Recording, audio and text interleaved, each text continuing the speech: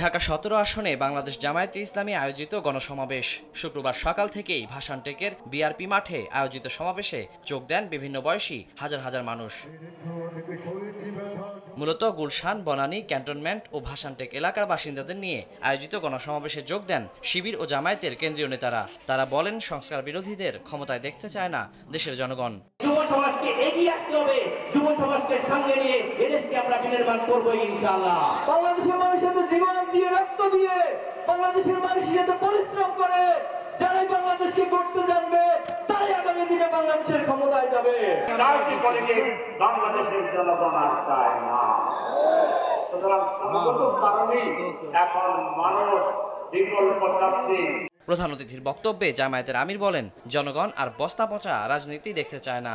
দেশের আপামর জনগণ পুরানা বস্তা পচা দুর্গন্ধময় সেই রাজনীতি আর চায় না।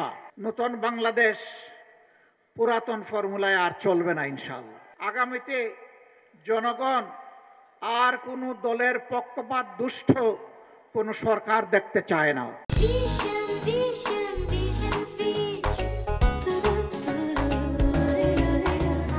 ফ্যাসিবাদের একটা অংশ বিদায় নিলেও নব্য ফ্যাসিবাদ তৈরির সকল লক্ষণ এখনো বিদ্যমান বলেও মন্তব্য করেন তিনি। ফ্যাসিবাদ বিদায় নেয় নাই, ফ্যাসিবাদীদের একটা অংশ বিদায় নিয়েছে। আমাদের ছাত্র যুব সমাজের আকাঙ্ক্ষা ছিল আমরা একটা উন্নত শিক্ষা ব্যবস্থা চাই, শিক্ষা শেষে আমরা আমাদের হাতে কাজ চাই, এই কাজের মাধ্যমে আমরা দেশ গড়তে চাই।